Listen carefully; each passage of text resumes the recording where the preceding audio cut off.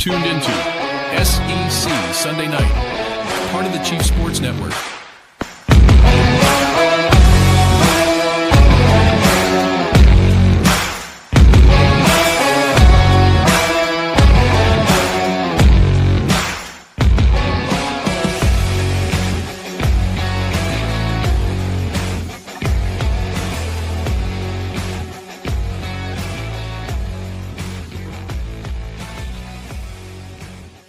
This is SEC Sunday Night on the Chief Sports Network.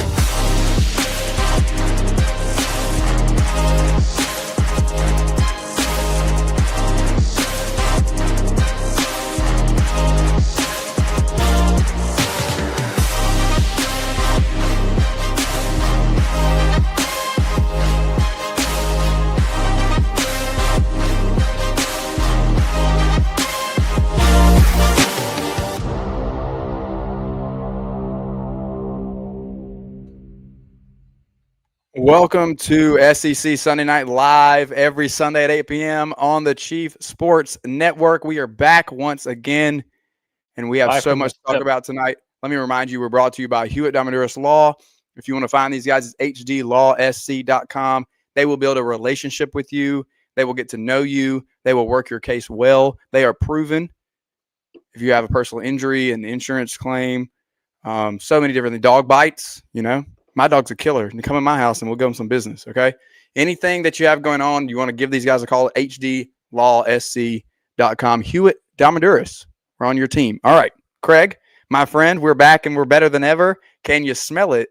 We're really into fall camp. Also, really digging the opposing schools that we're representing from our proud SEC tonight. Little old SEC West in the SIP. We've got the Lane Train versus the Cowbell. You been to Stark Vegas?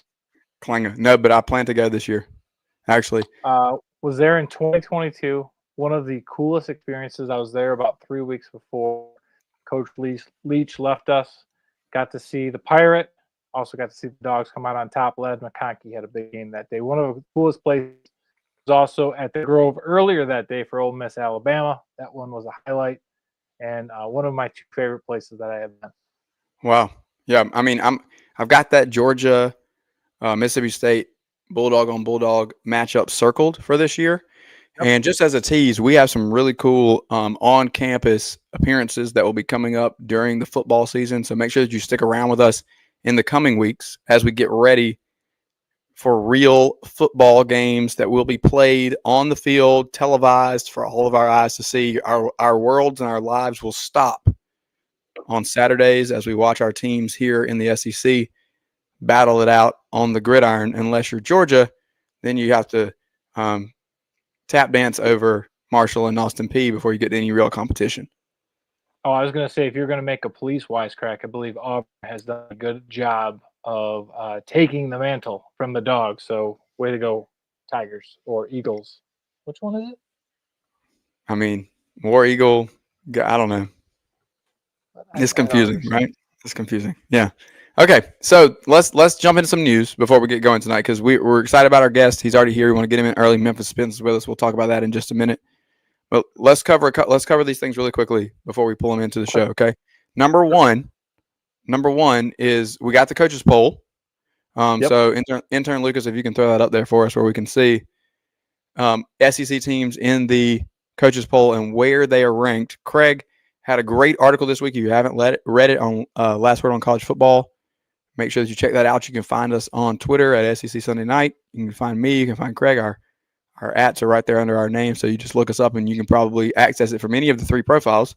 So make sure that you go check that out. But we're going to kind of break it down for you here if you haven't read what Craig had to say. And you can clearly see 9 teams represented in the top 25 here in the coaches poll. Let me I don't want to bury the lead here. Does the coaches poll even matter?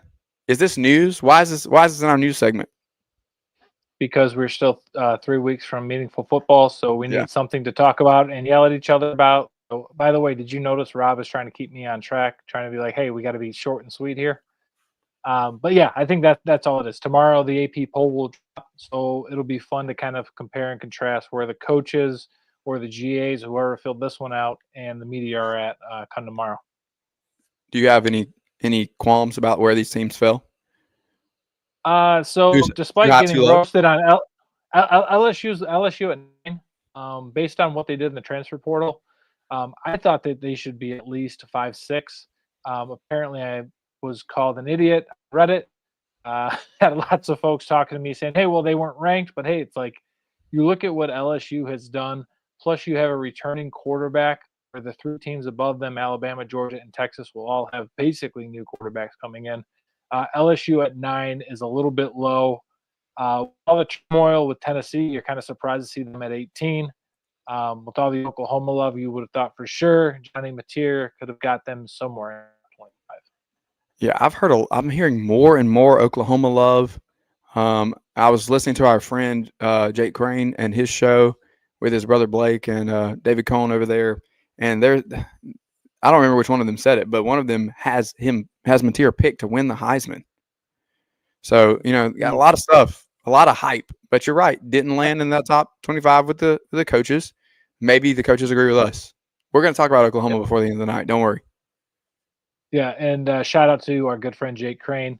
If you read the story, Jake had a fantastic quote, which I used to kind of look at it. But here's the biggest thing, the biggest key takeaway. You have 9 teams from the SEC, more than the Big that had 6. Big 12 had 5. ACC had 4. At the end of the day, it's not where you start. It is how you finish.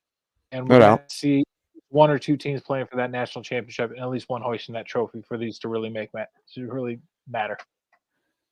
Okay, here's my deal. I think that we can agree that Texas needs to be at the top of this. If I'm being honest, I think Georgia's too high just because of some uncertainty. I think their defense is going to be killer.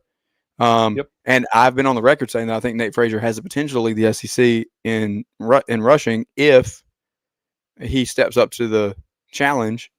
And the offensive line, I think, is not a question mark for me, but we'll just see exactly how good they are. What's the balance going to be between Stockton throwing the ball and them running the ball? We know what Bubba wants to do. We know what that system can look like. I think that he's got a guy in Gunnar Stockton that kind of plays the game the way he wants him to. Yeah, I think, to be honest, I have some questions about his durability over the course of the season, given his playing style. I think that he could get rocked. And then who is Georgia? What do they become if that's the case? Even if he's just out for a game or he's banged up for a half, a la Lenore Sellers last year. And so, we know, like, we're going to look every week back at what our picks were, but I have Georgia at 9-3 on the season. And so if I'm looking at that's how you're going to finish, if I think that's how you're going to finish, then I can't have you ranked number 4 in the country heading into the year. To your point, I think on the flip side of that, I think LSU is too low. I think LSU is, again, I picked them to win the SEC, and so we know that I'm high on them, and we know how I feel about it and where we're going. But, geez Louise, like the amount of talent they went and got in the transfer portal, I understand how they finished the year last year, and they always drop openers, and we're going to see if they can turn the page on that and win at Clemson, which is a monumental task, I think, on the opening weekend in Clemson against that team. Can LSU's defense defend Cade Klubnik and those pass catchers, whether it's the receivers, the tight ends, or whatever, or Adam Randall coming out of the backfield, or on the flip side, can LSU's offensive line step up and perform against Clemson's defensive line and establish some balance on offense where it's not just Nussmeier slinging it all over the yard back there. With that being said, I agree with you that the transfer portal additions give me enough belief, not hope, belief in LSU, because we know. I think that at the end of the day, like, not a lot of people like Brian Kelly, but he's not a and the knock on him is obviously getting over the hump, but he's not a bad football coach. And if we supply him, or he supplies himself with adequate talent, and you're giving Blake Baker, who's proven he can do more with less on the defensive side of the ball, the weapons in his hand, I just don't see how it doesn't come together to be something better than what they were last year. Garrett Nussmeier I don't think regresses. I don't think that's going to be the case. And if he cleans up any of his turnovers and he's not quite so much of a gunslinger, I mean, they're dangerous. I don't know what to tell you. Like, we've gone through the schedule, so 9 seems low to me. I don't know about. I'm really quick. Yeah, go ahead. For our listeners out there, you can tell that Rob has to LSU in the SEC championship, because you hear all that purple and gold love. I think he's going to get a SEC pretty in purple and gold hat from our good buddy Joy. So my goodness. Yeah, I'm waiting. That Mississippi State hat for Baton Rouge, my friend. I'm waiting on my hat, Joy. Hook me up. All right. We also, when you look at the rest of it, I think Ole Miss and Florida are probably right where they need to be. Tennessee's a question mark for me too. Like, why? Yeah. You're going to have to show me, just because they're coming off of a playoff appearance, that they have to give them some kind of credit. There's just lots of questions at the quarterback position, and there's no more important position than quarterback. I mean, look at the rest of these teams. We know what we're getting. Arch, we don't know exactly what we're getting, but we know better than we do about Tennessee. Stockton, we saw him in big games. Alabama is the one where we have no clue. Nope. LSU, we definitely know. South Carolina, we definitely know. Ole Miss, we have a glimpse. Flash. I think Florida, we know what we're getting. Tennessee, we have no freaking clue. And then Texas A&M, we know we're getting Marcel Reed. Yep. So there's a handful of these teams for this. And that's where it's interesting, right? Because I think out of the teams that are left, I think Mizzou has a chance to be in that top 25. I think we all talked about how well Drink is done. You're welcome, Brett. And I think Auburn, depending on where that goes, they got a big break this week. One of Baylor's top backs last year is out now for the season with an injury. So that's one less headache for Brother Hugh. And then, like we talked about, Oklahoma. Oklahoma's another one that could be cracking through. Real quick before we get to Memphis, Ohio State was 2, Penn State was 3. Do we believe in mid-game games? Does Penn State have enough to buy into the hype? No. Okay. Until they prove it, I'm not believing it. I'm not one of these people that says, I don't think they have an excuse. You look at their schedule and their talent, but until they go out there and do it, I think Drew Aller is connected to mid-game James at this point, and they are synonymous. They are one and the same in their ability or lack thereof to get it done in those moments. So until it's proven, I'm not a believer. And I could have said the same about Ryan Day until last year, so maybe they proved me wrong. Right, 100%. Last thing I'll say for the ACC, only 4 teams in the top 25. And you're counting Notre Dame. I did. I counted Notre Dame because they play basically an ACC schedule. But here's the thing. Notre Dame at 5, Clemson at 6. Too low for the Tigers. Dabo's got a lot of returning offense, defense in a rather light ACC. I don't want to be too mean to our buddy Casey, but Clemson probably will be a top 4 or 5 team just based on probably only one loss in the win-loss column. I agree. Okay, let's get out of here and catch our first break so we can get Spence in here to really break it down for us. I'll remind you again, Hewitt Domaduras is on your team. Car accident, fall, dog bite, you name it. Hewitt Domaduras is here for you. HDLawSC.com, and they present us, and we are SEC Sunday Night live on the Chief Sports Network every Sunday at 8 o'clock. We'll be right back. When playing sports, you want a coach that will fight for you. At Hewitt Diamaduros Law Firm, we've got your back. Whether it's personal injury, insurance disputes, negligence, or wrongful death, our team delivers exceptional legal services that makes meaningful difference in the lives of the individuals and families we work for. Visit hdlawsc.com. hdlawsc.com. Hewitt Diamaduros, we're on your team. Oh, man. The building is on fire. Emergencies and accidents happen. When you're in the middle of a fire or water event, all you want is for things to return to normal as soon as possible. Resto Pros of the Midlands is with you, guiding you through the process and working with you to get your home or office back in working order. They'll answer your questions, discuss procedures, and can act as your advocate when it comes to processing your insurance claim. Resto Pros Midlands SC.com. Open 24/7 when you need them. Quality that is guaranteed. At TriFit Physical Therapy and Performance, we believe true health and peak performance start with personalized care. Whether you're an athlete recovering from injury or just chasing your next personal best, we're here to guide your journey. With expert coaching, hands-on therapy, and transparent cash-based pricing, you get the care you need without the insurance red tape. One client drove 100 miles just to see us and said it was worth every mile. Contact us at trifitperformance.com or 803-353-5619. TriFit Physical Therapy and Performance, where recovery meets results. This is SEC Sunday Night, part of the Chief Sports Network.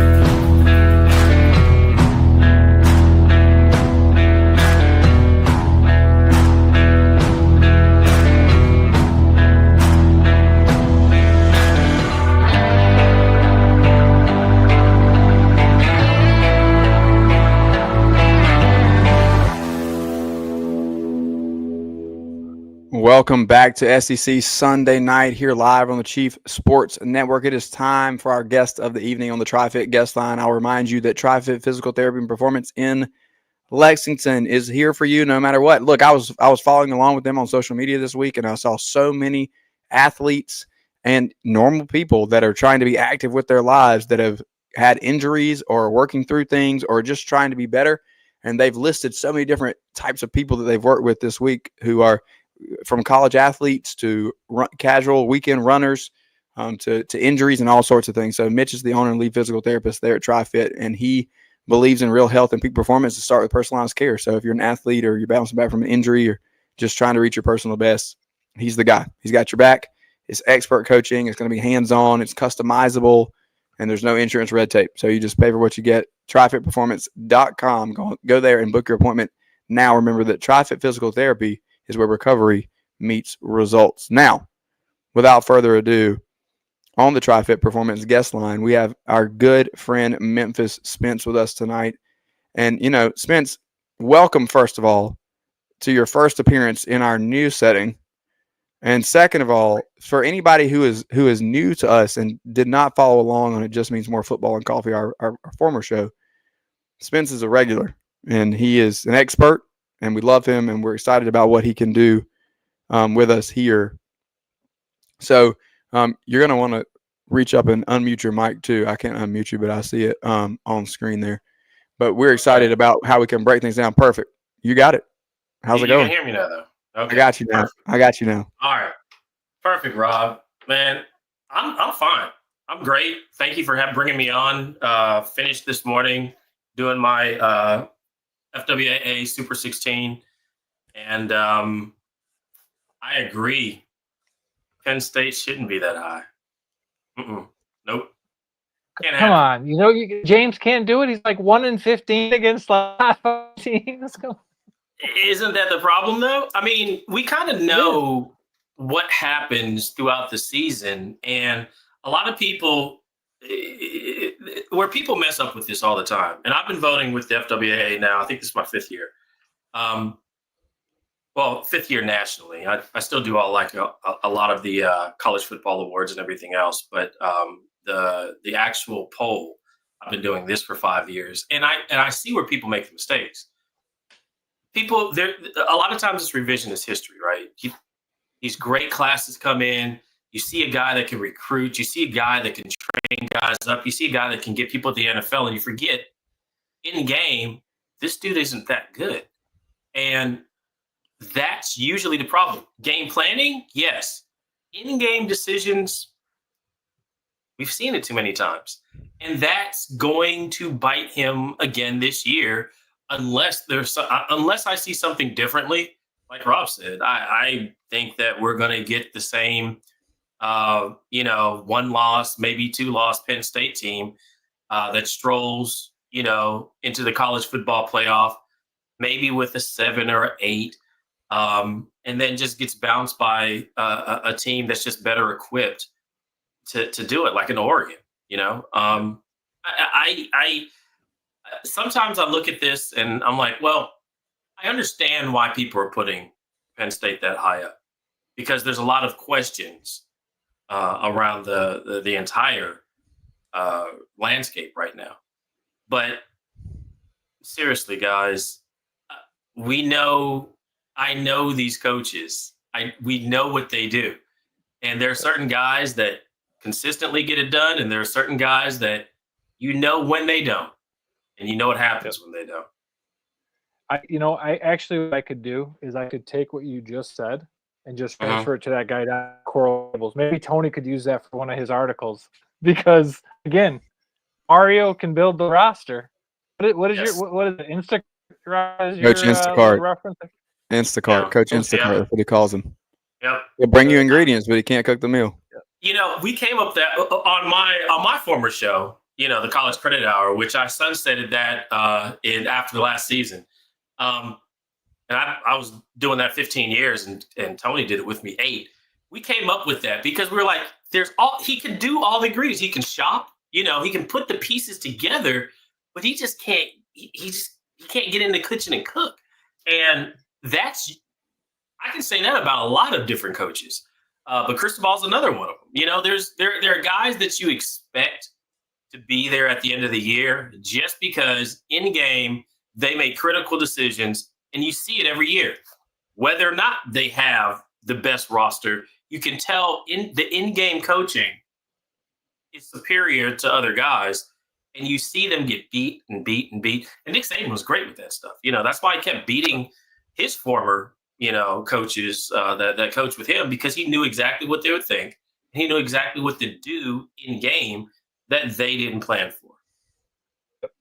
So here's my question, because just before we hit break, I was championing for Brian Kelly, which Rob is probably going to make sure that I'm feeling okay because I'm actually pro Brian Kelly.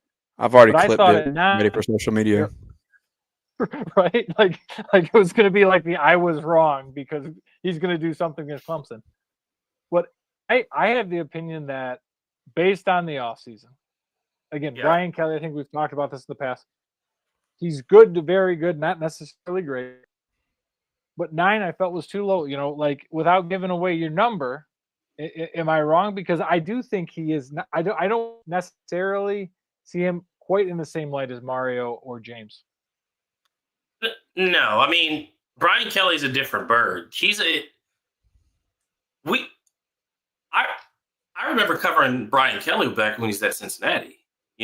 I covered the American Athletic Conference. Oh, I'm sorry, the American Conference now. I just dropped the athletic. The American. I covered that since the beginning, and that was Brian Kelly. We know what he's going – every year we know what he's going to be. He kind of falls into this range. And if there's ever a year that he breaks below that range, something's up. If he goes above that range, something's up also. But he's an 8 to 10 win guy year after year after year. If he gets above 10 wins, if it's 11 or 12, then look at what he did with this team. If it's below that, then something's up. This year he has a lot of work cut out with him this year. By the way, is Nuss is okay? Is he all right? Yeah, I think that's the thing. We have it in the notes, right, that we're gonna hint at this, but come on, guys. They're posting videos of him throwing touchdowns the day after this ridiculous rumor comes out. He's fine. Yeah. But when were those touchdowns from, Rob? How do we know that they were from that? That is so conspiracy theory, deep fake level. What are we doing? I'm kidding. What are we doing, guys? Come on. That's message board fodder. That is message board fodder. But the reason why I asked that question, and I want all your listeners to understand this and know this, the thing that Brian Kelly does usually better than most is he has that offensive line protect his quarterbacks. He's been having some issues with that lately, though. In Cincinnati, he was great at it. At Notre Dame, he was great at it. Lately, though, things have been up because he's had the pieces. Yep. I mean, look at the NFL draft last year. I think you were high on him last year. I remember on the show, and you were huge on the offensive line. Yeah, and Will Campbell, along with I think 4 of the 5 starters ended up on NFL teams. They just took, let me take both guards and both tackles, and get them to the NFL. He doesn't have that this year. Those guys are young, and the 2 guys that he brought in, I think at center and at guard, the transfers, those are the guys with the most superiority on the squad. Everybody's a redshirt freshman or a sophomore. And not that Brian Kelly won't do it. I'm not sure about game one. I mean, we've seen Brian Kelly drop. I mean, he did it last year. Dropped it to USC, right? So against Clemson, I don't know. I'm not expecting that line to be where it needs to be until like game 3 or 4 in the season. Even though I know he can do it, I think that leads to an early loss game 1, even though overall LSU should have the better team. That offensive line, I don't think, is going to protect us enough from that Clemson D line. And things are going to get it's going to be another, Brian Kelly dropped game 1, and they're going to be scrambling to get it done in the SEC again this year. That's why. Is there anybody that you liked when you were making your poll that maybe the rest of the coaches or the media and from what you understand or see didn't like as much? Is there somebody that you have above where the average ranking is for them so far? Where did so our poll comes out tomorrow, and where did people have Oregon? I feel like they're getting slept on. 7. It's like 7-ish. But they're not Seven, getting any run. We're not talking about them at all. It doesn't matter. They fell into the top. Yeah. So my poll goes like this. This is my actual card, and I think I'm allowed to give it out to you guys. If not, they'll forgive me. We'll edit it out. At 16, I have Indiana. At 15, I have SMU. At 14, I have Tennessee. At 13, I have Florida. At 11, I have Michigan. At 10, I have Miami. Arizona State's at 9. I have Clemson at 8. Penn State at 7. Notre Dame at 6. Alabama at 5. Oregon at 4. Georgia 3. Texas 2. And Ohio State 1. I already know that if you have any South Carolina fans that are listening, probably a ton. They're coming for me. They're coming for me, I'm sure. I was going to ask the question. No. Go ahead. So Casey's trolling in the chat, and obviously there's going to be a lot of Gamecocks that are listening, considering our network. So, and although I'm rocking the Hail State hat tonight, I can always change for this question. So why is it? What are your expectations? What are your expectations when it comes to Shane Beamer, Lenore Sellers, and this year that is very hyped up for them at this point? I don't know if there's hype.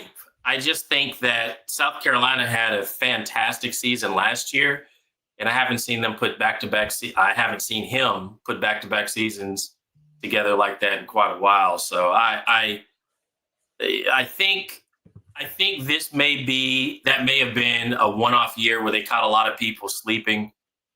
Even the way they played Alabama last year, that was the closest I've seen them play Alabama, obviously. Not sure if they're close to some of these squads this year as they were last year. I think they just caught the SEC in a transition year. And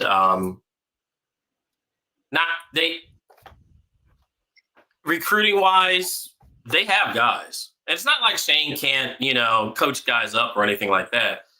It's just that, like, they're not LSU, Clemson, Bama, Texas level guys. Just like Vanderbilt. I think Vanderbilt had a great year last year. I actually think Pavi is the truth. I think he might make it to the NFL. I just don't know if they're going to have the year that they did last year. And people ask, isn't it? He is. I mean, just like on the field, but even just like content wise, like.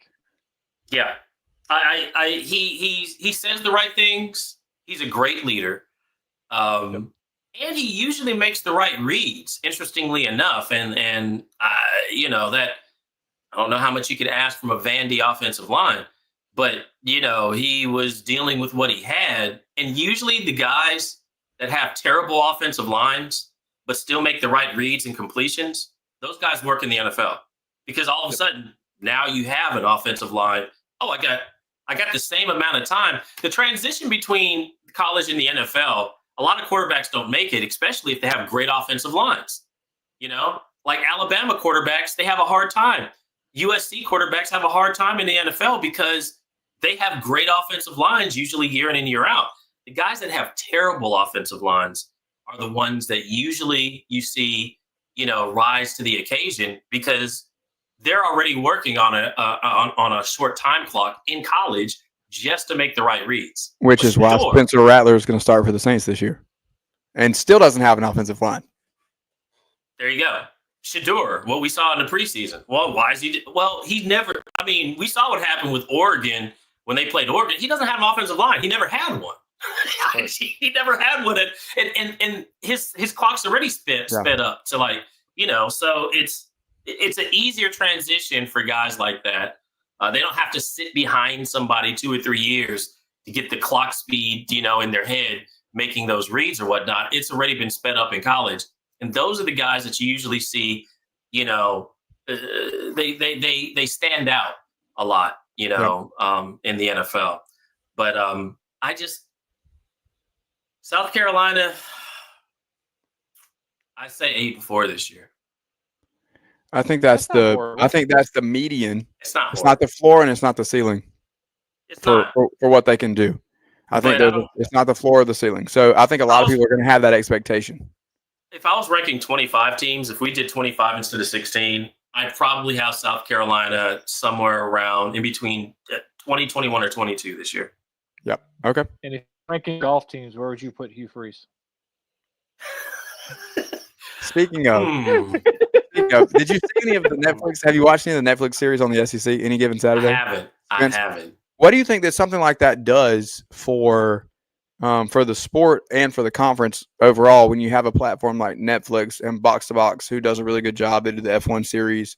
When you have something like that giving you that behind-the-scenes access, looking at coaches in home, coaches in locker rooms, players in their everyday life, and telling these storylines, what does that do to drum up more interest outside of the natural fan base? I'm a broadcaster, so I follow this stuff really closely, and I'm glad you asked that question, Rob. I think what it does is it humanizes the players. People start seeing the players kind of like I do. Behind the scenes, that you start seeing that they're human. They're not robots, they're not machines. They're human beings with lives and drama, and they go through some of the same stuff that we do. They get up and they put on their pants one leg at a time. And that kind of allows that the humanization, because we live in a world of bots and AI now, and that's just going to continue. So I think the humanization of players, or really of anybody, kind of increases fandom because you're starting to get to know the people under the helmet, especially for like the NFL or any sport that really there's a helmet and you can't see their faces all the time. That humanizes the players and adds A to their brand value, but also B to fandom, because now you're talking with a human. You're not talking with this big muscle bound, helmeted warrior basically out there on the field. And it's going to actually, the brand value of the individuals and the teams are going to increase because of that. What's really interesting about that show too is South Carolina. They tweeted out this week they won the award. They were the most featured team on the show. I don't know if you get an award for that. You get maybe you get an Emmy or something like that. But what's missing is you don't have Alabama there. You don't have Texas. Right. You don't have Georgia. Right. These are the flag bearers for the conference because they turned it down. Again, yes, they turned it down. You also don't have Lane Kiffin there, who's probably the most vocal, and I'm not just saying that because I got the SIP hat on, and our friend Mike Morgan, who is also on the Chief Sports Network on College Football Forever with JC and Morgan, made this statement and the connection that all those teams you just named, Texas, Georgia, Ole Miss, Bama, they all have Nick Saban connections, and he made the statement as well that there's no way Saban would have gone for this. Right. No, well, they didn't, and I'm sorry, the old spur in the chat. Lane Kiffin moves the needle. when he talks, everybody's listening.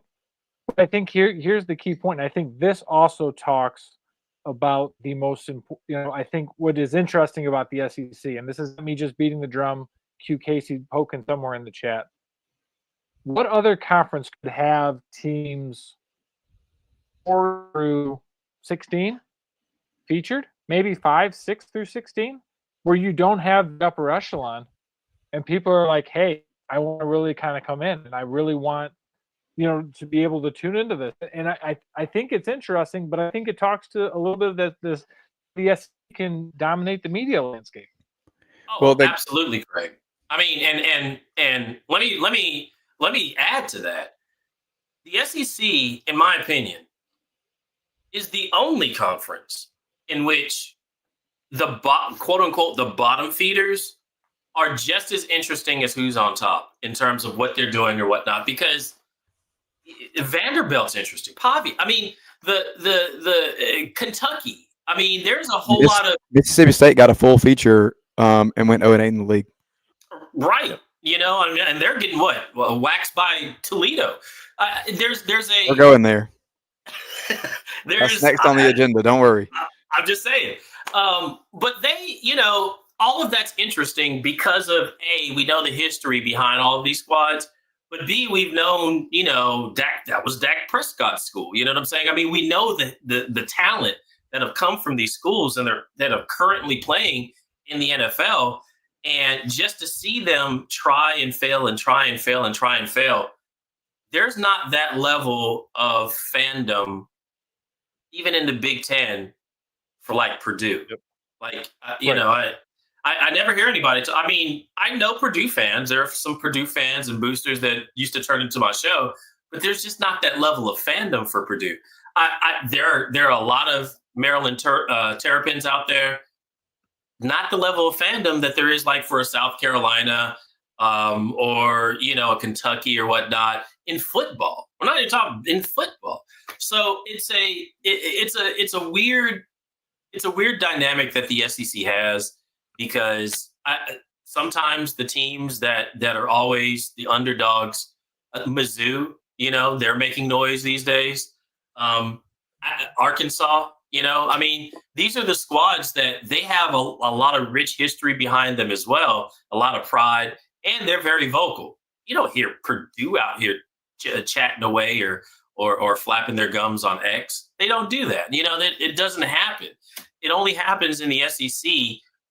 Even it doesn't matter who's at the bottom of the pack. Vanderbilt's talking crap. Arkansas is talking crap. Kentucky every year, and somebody usually has a big enough upset to back it up that year as well.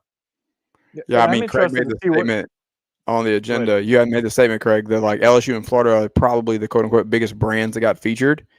What other conference? And you noted the ones that are missing, right? Like bigger brands than LSU and Florida are Alabama, Georgia, Texas. Right. Yep. What other league can take numbers 4 and 5 or 5 and 6 or 6, 7, whatever number they are, and those are the prominent ones that are featured, and it still has tons and tons of power in the way that it does. I don't know. Let's look at another conference and figure out who can do that. We know the answer, right? Nobody can. No, there's not another Now, on the field, that's different. But in terms of fandom and actual people showing up to support and watch their squad, regardless of what the record has been, I remember going to Vandy games, and they finally beat Tennessee. I forgot who was coaching that year, but I think it was like in 08 or something like that. But they were like 0-22 or something it didn't matter. People were still there. Now, of course, there are more Tennessee fans than Vandy fans, but people would still show up. Same thing with Kentucky. They still pack out the house or whatnot, regardless of whether or not they were going to, run the table. And then all of a sudden, I went to the Swamp one year where I actually thought Kentucky would have a good shot. And I was like, I know they're 0-22 against Florida. But I'm looking right now, and I think this is the year. And I believe I I'm the only one that I remember that called that. And was there for the first half to actually watch that actually happen on the field, where out of 22 years, Kentucky finally comes to the Swamp and beats Florida. But fandom in the SEC, it's I don't know how. I mean, Ohio State and Michigan, get out of their way. They're huge brands, but and even Penn State. I mean, it's not as if the Big Ten doesn't have their fandom or whatnot. But I understand what you're saying, Rob. It's hard to. Would you have the same broadcast numbers if you took who's foreign the USC now? Oregon? Yeah, that's what I'm thinking. I USC. was going to say USC. Yeah, USC, Oregon. I think Iowa's there. I think Washington Indiana? is probably there. Yeah. I don't know. I mean, you love yourself some Indiana. Just keeping those cupcakes on the schedule. They're gonna crash and put burn them in the ballot and everything. My God. Hey, we're hey. gonna be back for the I was wrong. Let's have some fun really quick here. Let's have some fun. Hey, Lucas, go ahead and throw Casey in here too while we're at it, because I want to. Let's go ahead and turn this conversation up, because off the rails right now. Let's get Casey. Let's get Casey. Hey, I ain't no nerd. Oh, he's a nerd. Hey, Casey, welcome. What's up? What's up? We're glad to have you always. We're glad to see that you're not on the tarmac. That's the number one thing that we're excited about. Tarmac, urinal, same thing. Okay, so I've got 5 matchups that with G5 teams, or G6 teams, as Craig would say, in the SEC. No, hang on, wait. Talk about upsets Rob, here. You're not gonna get this. Hang on. Like a G6. Who remembers that song? Because Rob was still in diapers. Like Craig, look at the title of the episode. I typed in the title of the episode. It says "Fly Like a G6." Listen, you only did that because I gave you the reference. That's No. it. You just don't know. You had to Google it. Hey, who thinks? Let's do a quick poll on this before we go to the 5. Who thinks he had to Google it? Raise your hand. Oh my gosh! All right, go ahead. I'm not that young. Stop it, Spence. Thank you, Spence. Okay, here we go. 5 games. We're off the rails. Which one is the most likely upset? Okay, most likely North upset. Carolina, Akron.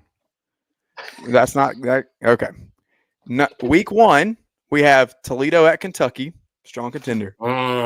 Week 2 we have USF in Gainesville against the Gators.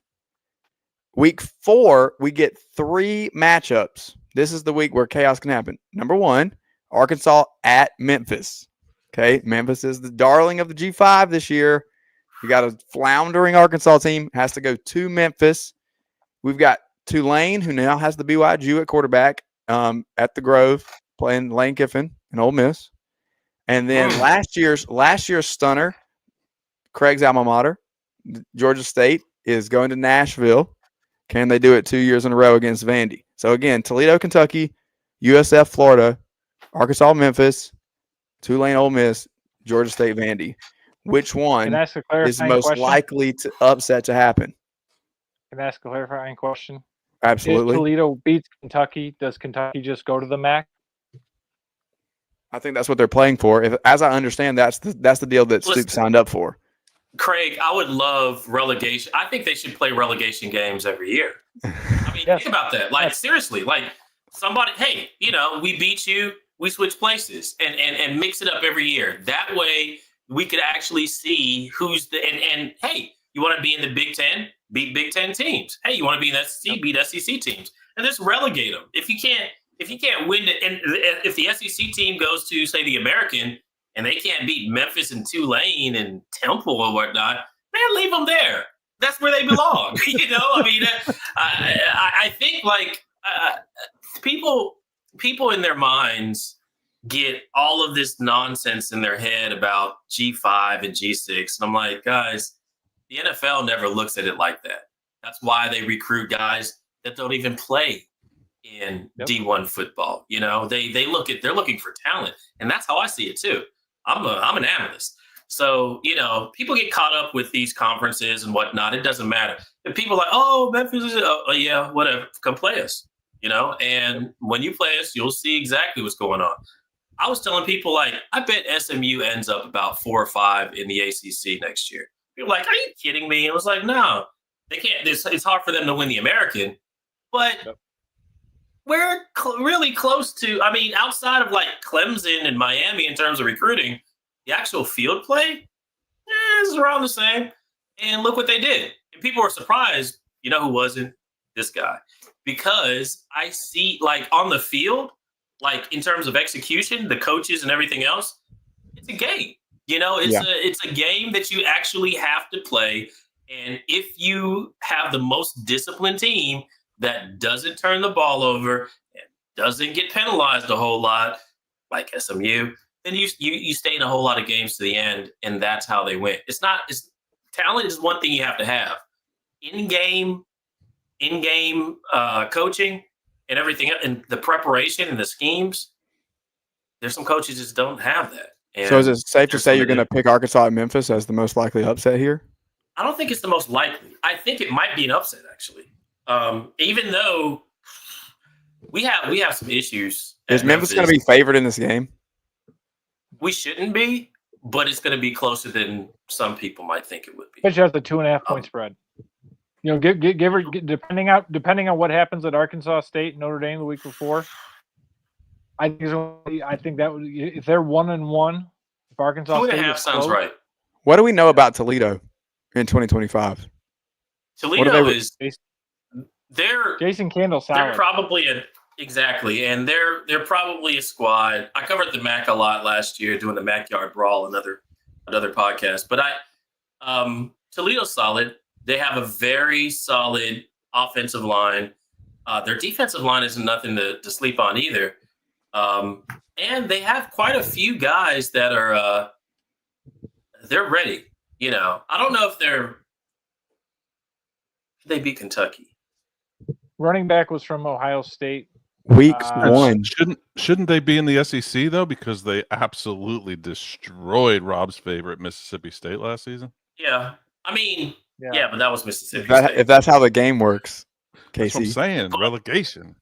Relegation. That was, I mean, you put Toledo in the SEC, I'm sure they could probably still knock off 2 or 3 teams in the SEC. We're talking about week 1 when we know nothing about anybody and they're going to Lexington. What happens to Kentucky? What if they come out slow? I think that's where my vote is. But I have no faith in Big Blue this year, to be honest. Quick question: what happens if DJ Lagway is still soft tossing in week 3? I still don't think. No, that's week 2. It's week 2. You're talking about USF at Florida. Don't sleep, Alex Golish. Hey, let him come in there. Let him come in there with if Lagway is hurt. Mm-mm. Yeah, but I'm sorry. Spoiler alert: the narrative quickly changed from Billy Napier's getting fired to he's the hero in episode 2. So don't want to ruin that for you, but.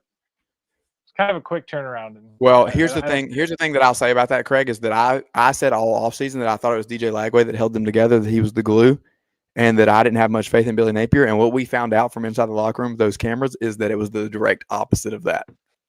It was actually Billy Napier and maybe some things out of DJ Lagway's mouth that just sound a little bit like he was shaking. Better hope you got that together before this year starts. Yet? No, nobody's answered my question. Nobody's answered my question. We're off the rails. Go ahead, Casey. Of course, you go ahead. Well, I think it's Toledo over Kentucky, not knowing anything. I literally just found out that Zach Calzada in his 15th school is the quarterback at Kentucky. So. What does that tell us? That it's still probably better than Vanderbilt last year, but holy cow! Is that what we're going with? Vanderbilt last year. That's what I'm going with. I'm going Toledo because I watched them play in Starkville last season, and I watched that game thinking it was a throwaway, and it was for Toledo. So I'm riding. There was such a good piece this week in The Athletic. I think David Ubben wrote it. Interviewed a bunch of G5 coaches and talked about how hard it is to be consistent and to rebuild year in and year out. They talked to John Summerall at Tulane. I mean, the quarterback had an awesome year, and then he's off to do. And I think this is the hardest thing to fly like a G6 year in and year out, is you have to have those relationships. And like that was the article. I'm not going to give away everything that David said, but like that's the thing, is if you're going to be a G6 All-Star, You're going to have some relationships, and then you're going to have to sneak up on somebody. So I am not picking Del McGee to beat the Vandy in Nashville. I'll say this. Alex over at right over here at UCF or USF, he's interesting.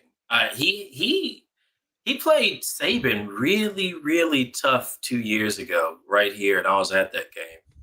And I think it ended up 17-3 or something like that. But It was. just to hold like a Saban team to, and at halftime, I mean, the game was still well in hand at halftime. And I saw a few things he did. I was like, oh, he's really good in game. He doesn't have the horses, but he's really good. I wouldn't be surprised if that's a closer game than most people think it will be also, because I have Florida fairly high this year, and I think that they're going to take what they did last year and build on it. I think that game's still going to be close. After thinking about it, it's probably – I mean, Memphis has a really good shot. Yep. But it's probably going to be Toledo. Toledo has a very senior-laden squad. Toledo's probably going to go into Kentucky and give them all they want for about 3 quarters. And whether or not they're in the condition to move people in the fourth quarter, especially that is their line going to hold up in the fourth quarter? Maybe, maybe not. We'll see. If that game was later on, if that was like week 4 or something, I'd be like, oh yeah, that's the sleeper game of the week. Toledo's ready by that time. Game 1, they have a good shot. It's probably going to be Toledo, but Memphis has a really good shot as well. It's between those two. Those are the two I pick out. Yeah, I agree with you. USF out. Those are the strongest ones, but they're all pretty interesting, and we got to keep our eyes on them. And maybe we'll have you back, Spence, to talk about what happens if we get a big upset. We need to break it down.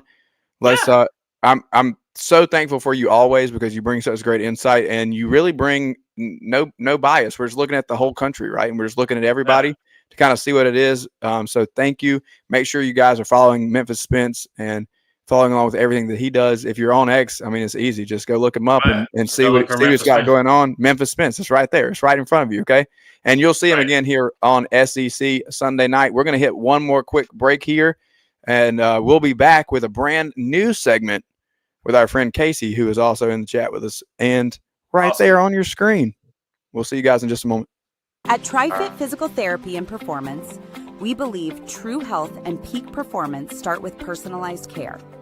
Whether you're an athlete recovering from injury or just chasing your next personal best, we're here to guide your journey. With expert coaching, hands-on therapy, and transparent cash-based pricing, you get the care you need without the insurance red tape. One client drove 100 miles just to see us and said it was worth every mile. Contact us at trifitperformance.com or 803-353-5619. TriFit Physical Therapy and Performance, where recovery meets results. When playing sports, you want a coach that will fight for you. At Hewitt Diamaduros Law Firm, we've got your back. Whether it's personal injury, insurance disputes, negligence, or wrongful death, our team delivers exceptional legal services that makes meaningful difference in the lives of the individuals and families we work for. Visit hdlawsc.com. hdlawsc.com. Hewitt Diamaduros, we're on your team.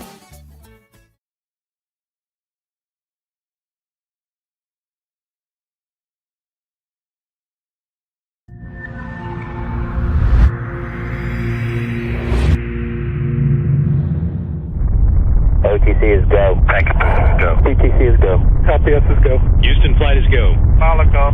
FTM is go. Safety comp is go. STU is go. LRD is go. SRO is go. CDI is go. Launch director, NTD, our launch team is ready to proceed at this time. It's SEC Sunday night, presented by Hewitt Diamaduros. Visit hdlawsc.com. It's go time.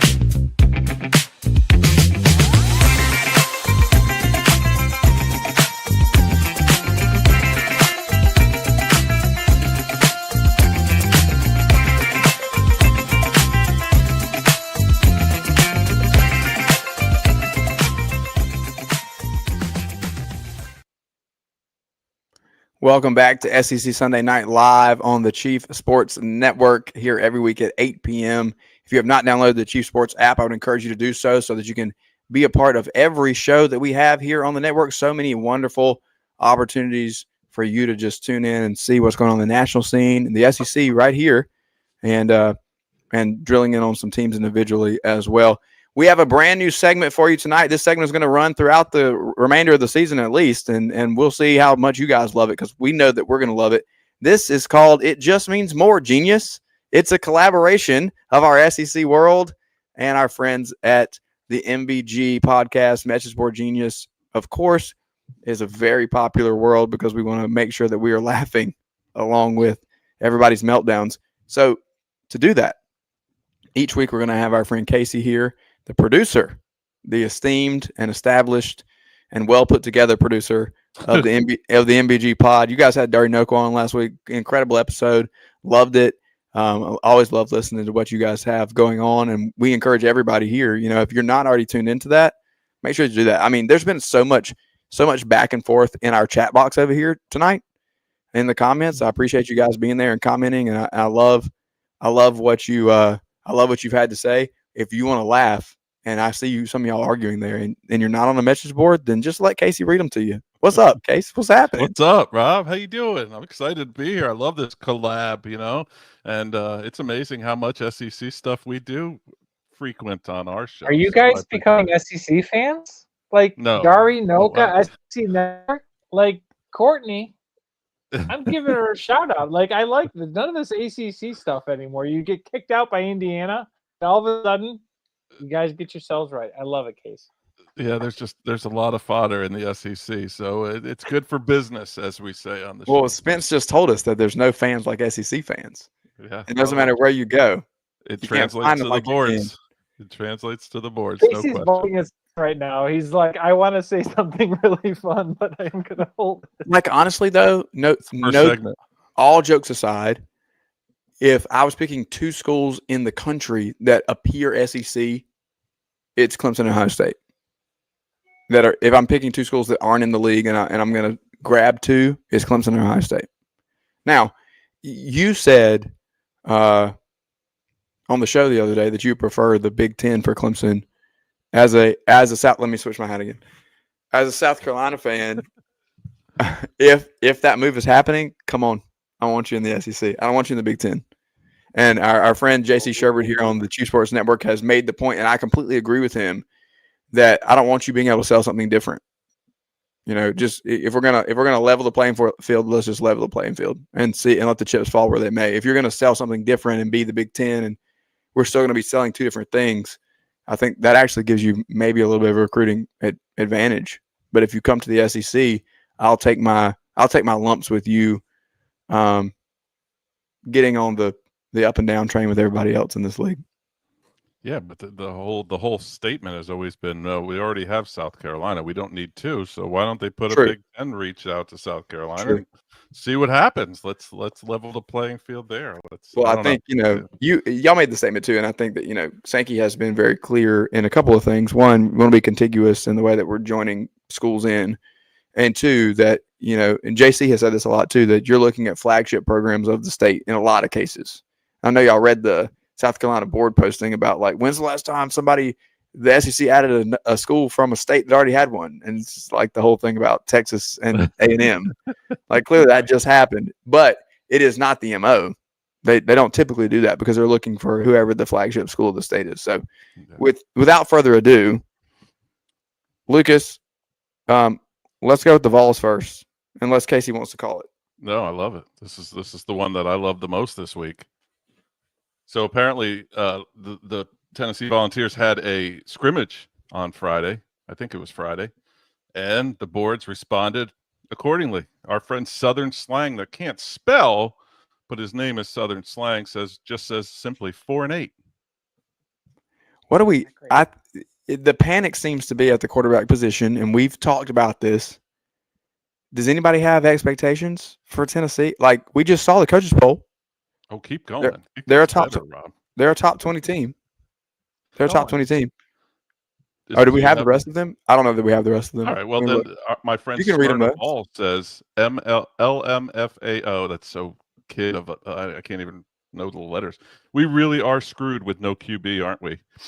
Another one says RM McDowell says, is the wishbone or wing tee easier to implement at this point in camp? I do think Paul Johnson is currently unemployed, which is my personal favorite, especially because he gave my Tigers fits. And then finally, Word Doctor says, if only our coach could recruit his own players and had responsibility over his personnel, he wouldn't have to sacrifice what he really wants to do. Oh, wait, it's year 5. They're melting down already. It couldn't happen to a better fan base. And what's going on there in Knoxville?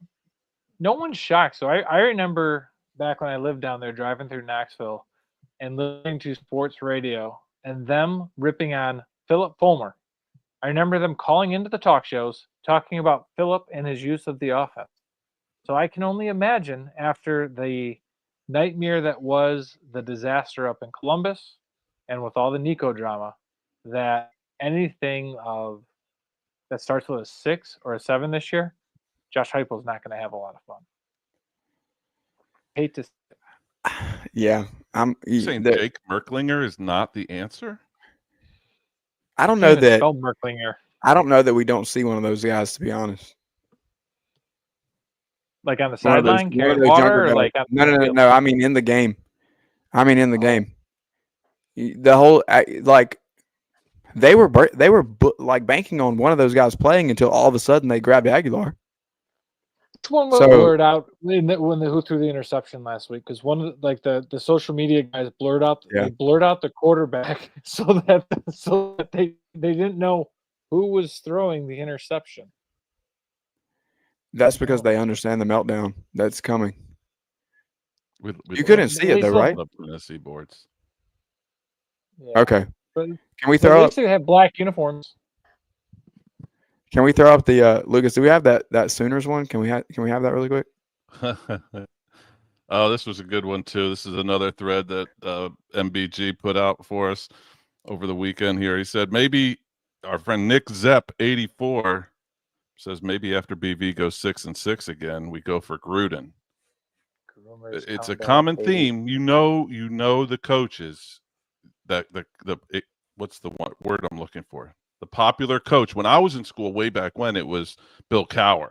Bill Cowher's looking at NC State. Bill Cowher's looking at Clemson. Now it's John Gruden. Auburn even had something that said Gruden head coach, boom, DC, talking about Muschamp, and Joe Brady OC. Hey. What a combo. What a combo. How are we dreaming about coaching changes and we haven't kicked off? What does that tell us? What are the expectations? You just talked about all the hype for Oklahoma, Craig, but their own fan base is already expecting what I predicted, which is 6-6. I think. What did you have, Matt? Somewhere around there. I think I had him at 5-7.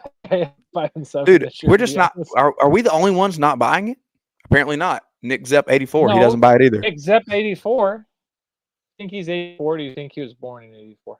No, he's the 84th Nick Zepp. There was no way. One was taken. Fair enough. No way. But so Gruden's still a thing. You have him at 5-7 confirmed. Yeah, that was always popular, right? Like I feel like Tennessee was hire him every single year. But outside of what did Gruden got that prize box from Notre Dame this week? He had no idea what the hell a Yeti cooler was. He was like, "What is this heavy container? What is going on here?" And they're like, "It's a cooler, John." Yeah, that was great. It was. And I know our buddy Paul goes, "Look, oh, come on, we can have Gruden. It's so great." But does Gruden get anybody excited?